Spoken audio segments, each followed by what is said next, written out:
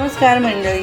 कोकण म्हणजे स्वर्ग हे काही उगाचच म्हटलं नाही आहे, कारण कोकणातच एक अशी प्रथा आहे की इथे शिमग्यामध्ये प्रत्यक्ष पालखीमध्ये बसून देव आपल्या भक्तांच्या भेटीसाठी त्याच्या घरी येत असतो. आणि भक्तसुद्धा कुठेही असू दे, पण नक्की शिमग्यामध्ये गावी येतो आणि आपल्या देवाचं स्वागत करतो, पूजा अर्चा करतो.